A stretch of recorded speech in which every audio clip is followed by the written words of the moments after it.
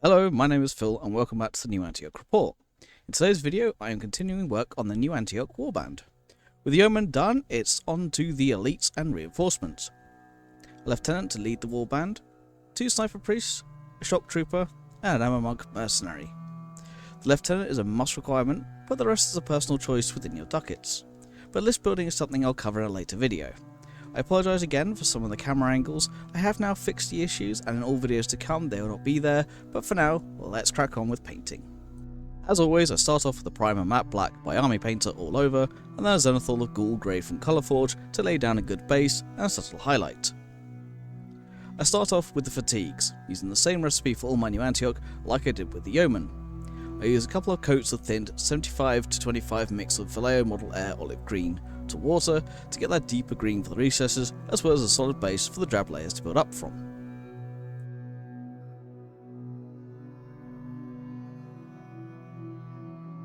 Following on for the olive green is a 50-50 paint to water mix of Vallejo Model Air US Olive Drab. Applied in a couple of thin coats to get decent coverage over the olive green. I was really happy with how that warm, almost faded green came out on the Yeoman, and I wanted to continue that here as well as all future additions to the New Antioch.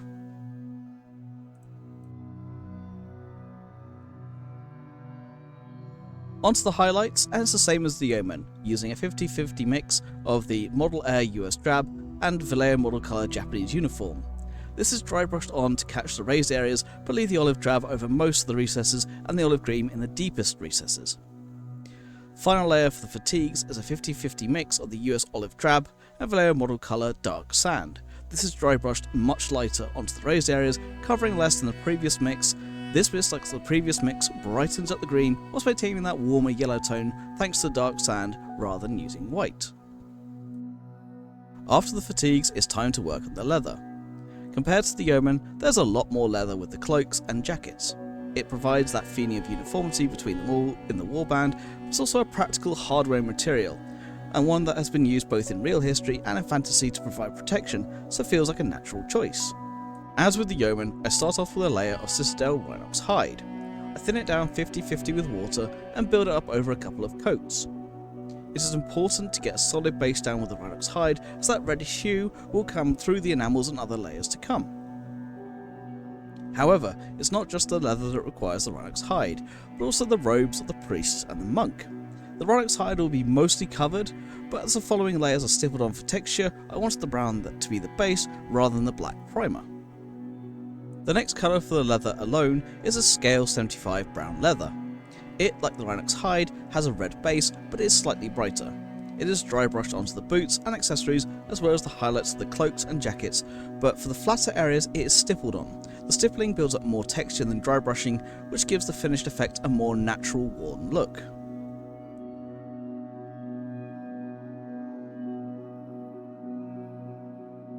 Once that initial base and highlight is down, it's time for the fine scratches. Using scale 75 walnut thinned 50-50 and using a 000 size brush, I carefully add wear and tear with it.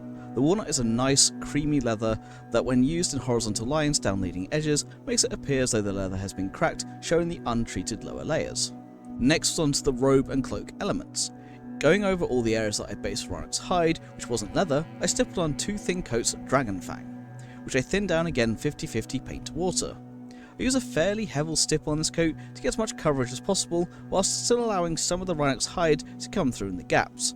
This builds up painted texture. Once that coat had dried, I used 2 thin coats Ivory Tusk, again thinned 50-50 in a much smaller area, concentrating on the raised edges. This creates a nice highlight and a good progression from the dark brown through to an almost pure white.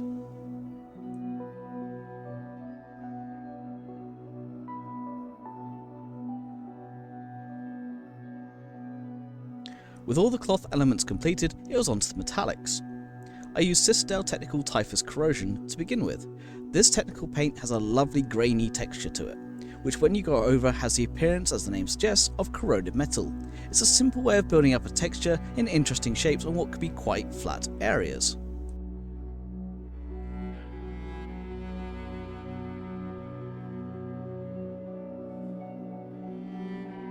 For the silver elements, I used 2 thin coats, Surcoats, Thinned 50-50 paint to water, it is a darker silver but holds the pigments well when thinned, allowing me to build up slowly with great coverage.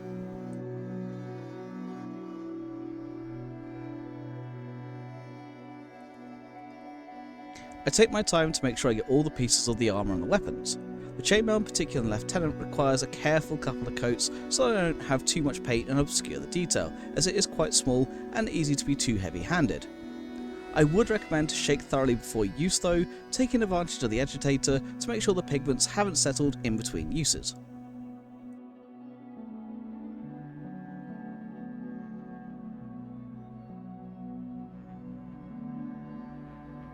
I wanted to add some details to the guns, so I used Citadel Contrast Black Legion to add some colour to the casings. Same with the case of ammo the monk carries. It is a simple way of breaking up the mass silver shape that's also fairly realistic. Later off camera though, I did go back and dry brushed on a thinned 50-50 water paint mixture of Vallejo Model Air Grey to add some highlights.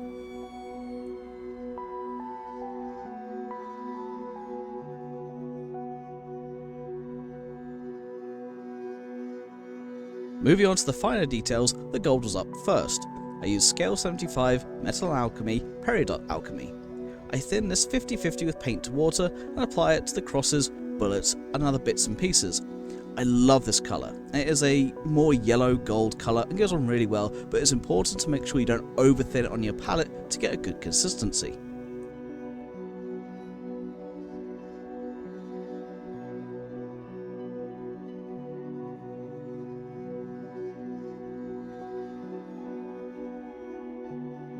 After the metallics, I started on the bone, rope and medal elements, using 2 thin coats White Star, thinned down 60-40 water to paint ratio. I applied it on the bones, on the back of the sniper priests, the rope belt on the ammo monk, and the medal ribbons that were on the lieutenant. The white serves as a base for the translucent paints I apply after, so I want to get an even coverage before, so hence the slightly thinner consistency to not obscure the details. For the bone on the priests, I use Citadel Contrast Skeleton Horde. You can also use a sepia wash for a similar effect, but I like the coverage of the contrast. I then use 2 thin coats Ivory Tusk and the White Star again to highlight. For the medals and the rope belt, I used Vallejo Express Plague Green. Use neat on the medals, it creates a strong green which shows the curve of the ribbons, but thin 50-50 with water on the Ammo Monk's rope belt, it tints it a very sickly green. It comes off as though it was once white, but it left out wet too many times and started to develop algae. Finally, I used Vallejo Model Colour Vermilion on the ropes holding the bones to the back of the priest. This I only thinned 80-20 paint to water to make the most of the pigment on a small area.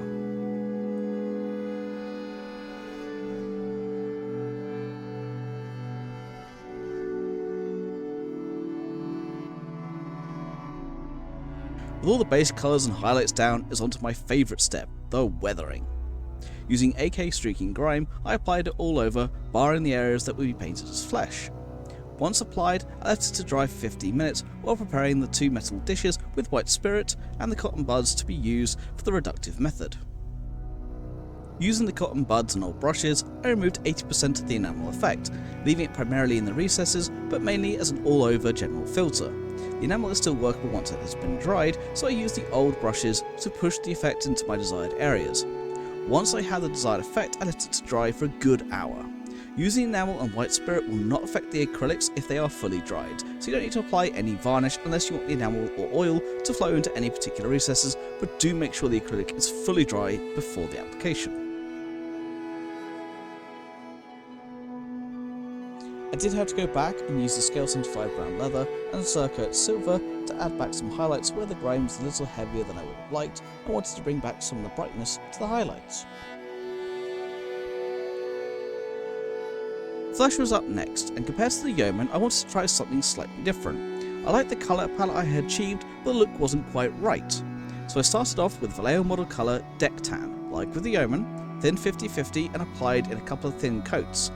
With the Yeoman before, I added Vallejo Game Colour Elfic Flesh before moving on to the Citadel Contrast Dark Oath Flesh, but I skipped the Elfic step here and went straight to the contrast.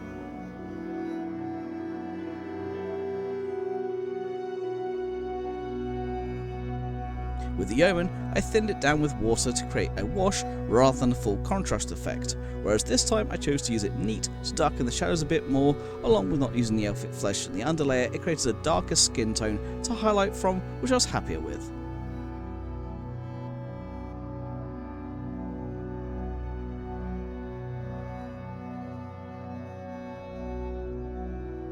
With the contrast dried, it was time for the elfic flesh. Then 60 to 40 water to paint, I carefully applied it to the raised areas, taking care not to let it seep into the recesses. This gave me some bright spots and some darker with a nice gradient in between.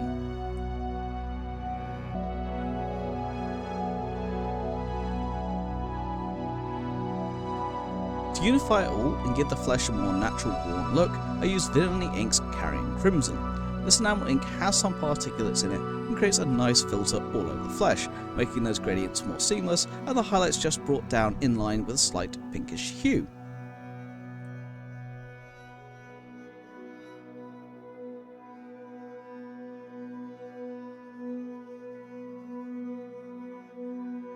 Streaking grime I applied earlier is the start of the weathering process. It is there as an all-over filter, so now moving on to the more specific areas and effects. To do so, I start with Villainy Ink's Goon's Grime Enamel Wash. Focusing on the areas of the robes and clothes, as like the Carrion Crimson, it has particulates, so a good way to build up texture and a more greeny brown than the streaking grime as a filter. Using AK Dark Earth Enamel Liquid Pigment, I applied a wash all over the cloaks, robes and boots to start to build up the trench weathered look. It sits in the recesses and creates an almost watermark look that dries powdery like using a normal pigment with fixer. The metal was next, using my old and trusty Forge World Aged Rust with White Spirit to create my own pigment wash. This I applied to the metal, allowing it to run into the recesses and create rust streaks. I then applied some Green Stuff World Rust Texture Light Rust Oxide to some areas to give it some colour and texture. This is also the part where I realised I hadn't done the beards on Cypher Priests and the moustache on the Lieutenant.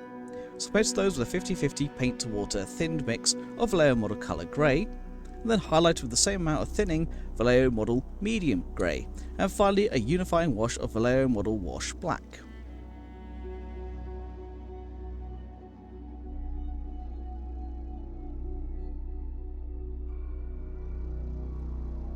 With an addition of Citadel Technical, Blood for the Blood God blood effects, the weathering was finally complete. I move on to the basing next, using a mixture of AK Diorama Terrain Muddy Ground and AK Diorama Puddles to build up the no man's land that I used on the Yeoman. Same AK Splatter Effects Dry Mud was dry brushed onto the bottom of the cloaks and robes, and with some Citadel Abandoned Black around the rims, they were finally complete. I was really happy with how these came out in the end, continuing on with the similarities from the Yeoman, but trying out some different things like the skin recipe and the robes to try and push myself I think paid off, and I hope you like them as much as I do. All that's left to be said is thank you so much for watching. Don't forget to like, share, subscribe, follow, and keep an eye out for the next video, which will be on the Mechanised Infantry.